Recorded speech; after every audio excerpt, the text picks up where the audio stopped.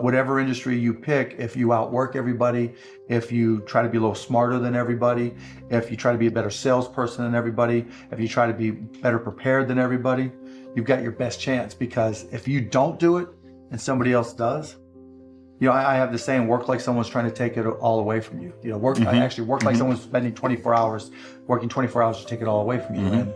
And that's kind of the way I look at it.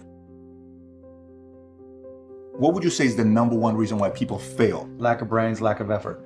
Lack of brains, lack of effort. Yeah, they don't do the work. They don't learn, when you walk in the room, when you start a business and you start to talk about somebody, you're never in a vacuum with no competition, unless you're just extremely lucky. And if there's going to be competition, that means somebody else knows your business as well as you do when you get started. And if you walk into a competitive environment and they still know more about the business than you do and more about your customers, you're going to lose. But most people don't consider that. They don't do the work. They don't learn more about their industry. They don't know even about their business. And so you've got to put in the effort to know more about your industry than anybody else. And that's the brains part, and that's the effort part as well. Because look, if you're competing with me, you better know what you're doing. Otherwise, I'm going to kick your ass, and you're not going to outwork me. And so, the combination is usually what kills businesses early on more than anything. You could, within a 5-10 minute interview, say, this dude's not going to make it as an entrepreneur. Yeah, I can typically tell, right? I can tell by their passion. I can tell by their focus. I can tell by their preparation. There's a whole realm of things in any business. Here's the business you're in, and here's 1,000 things that influence whether or not you're going to be successful.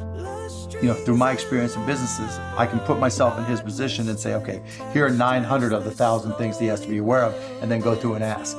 And by how many of those or her issues they've been able to address already, that kind of gives me a sense of how hard they're willing to work. And I can tell by the questions they ask me. So all I have to do is say, okay, what do you want to know? And, when they start saying, what should I do? They ask you. Yeah, and that's fine, right? And I want them to ask questions, but, people like to say, the only stupid questions are the ones you don't ask, and that's not right, right? Because the questions you ask tell whoever more about you than anything else you do. Because in particular, it tells me about your preparation. If you ask me questions about just basic things that you should have known and you should have down to a science, that's going to disqualify you almost more than anything. If you're not always learning, to this minute, if I'm not continuously learning, if I'm not just absorbing as much as I can absorb, someone else is going to kick my ass, right? So you talk about paranoia. The greatest source of your paranoia should be knowledge. If someone else knows more than you do, and if you're not learning, if you don't know how to learn, if you don't have a thirst for learning and acquiring information, you're SOL. Do you think there needs to be a healthy level of paranoia? Oh, absolutely. There needs to be. Oh, yeah. I mean, I always say, for every one of my businesses, I say, what would I do to kick my own ass? You're right. So whatever business you have, there's somebody trying to put you out of business. There's somebody trying to take a bite out of your business. And it's better for you to figure out how they're going to do it rather than they do it. And so, yeah, that's being paranoid. And so you have to be paranoid. You have to anticipate other people's next moves. And you can't ever, downplay the competition. I was at a business plan competition this morning at a college, and they were kind of being dismissive of the competition. And so you can't ever do that. They're out there trying to take you down, and they're not just going to sit still. And if you're good, really, really good, you're going to inspire them to work even harder, faster, better. And so you have to be, very self-aware of what you're good at and what other people are good at. And, a healthy dose of paranoia makes a big difference. Is very helpful. Let's transition to a different subject with college. You went to IU, right? Now you got a lot of people that say, forget about school, drop out of school. They're idiots. So you think they're idiots. Tell me why. If you're going to have and run a business, if you don't understand accounting, you're already behind the 8 ball. Can't you hire a guy that knows how to run accounting? But then they still have to communicate to you. Your accountant might tell you you're profitable, but your cash is going down, not understanding a breakdown. And when you don't, do you think you need college to learn that? Yeah, I think you do, right? Because it may not, for some people, look, if you're so self-motivated that you can take an online course in accounting and teach yourself everything, you're way ahead of the game anyways. But most people aren't. I don't care if you go to a community college and take accounting and spend $99 for the class. Just, spending the money forces you to be more obligated to do it. But accounting, finance, lesser extent marketing, sales if the school offers that, these are all that's the language of business. And so while it's possible to teach yourself these things, and while it's possible to hire them, when you're starting your own company, you don't want to have to spend money hiring an accountant. Well, let me take that. If you've gone through all these classes, you probably don't have to hire a lawyer to incorporate, right? You can probably figure out yourself. And so your cost of opening up a business drops. But even more important than all that, that's the blocking and tackling. That's the language of business.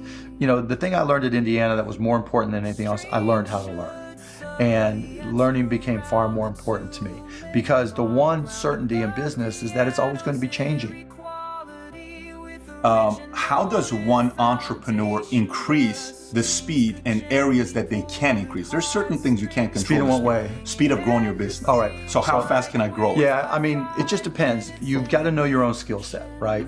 And you've got to know how that fits within your company's life cycle.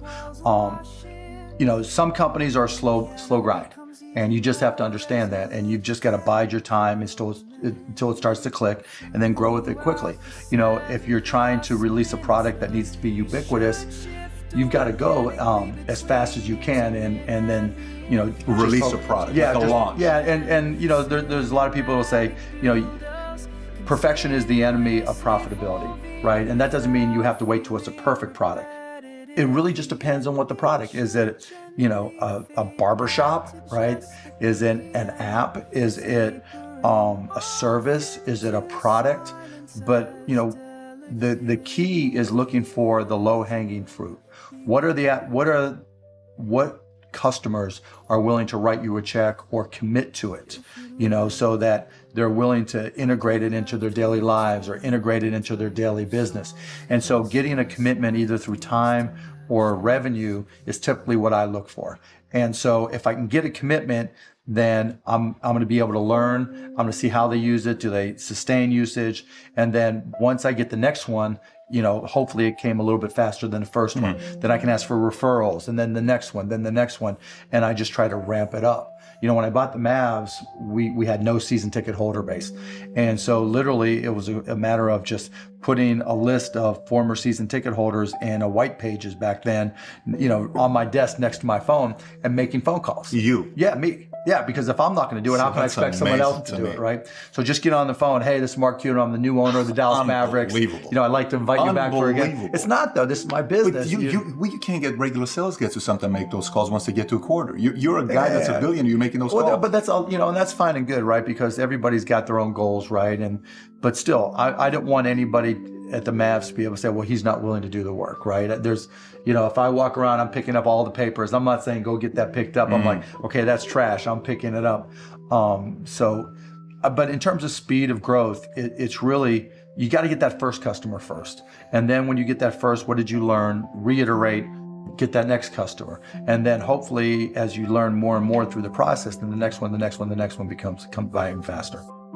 You know, alluding to it earlier about entrepreneurs being born or built, you know, and I think I knew I was wired to be excited about business.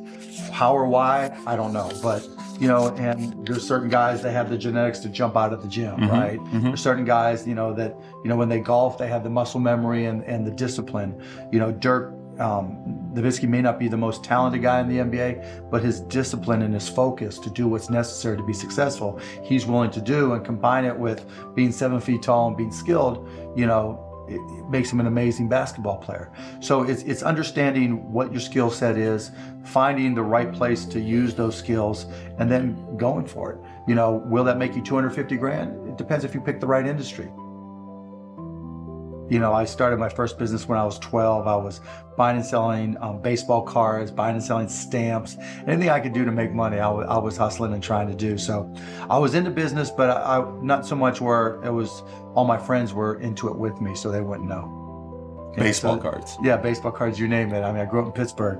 And so I would, probably even less than 12 years old, I would go out and buy a bunch of baseball cards that I collected, and I would package, I would say, okay, you're guaranteed to have a Pittsburgh Pirate in this package. And I would charge 3 times as much. And I'd set up on this park bench down in the park down in Scott Township where I grew up. And I'd have these little sales. And it was great. I made money, and I mean, it was, and I learned as much about business when I was 9, 10, and 12 as I learned any other time.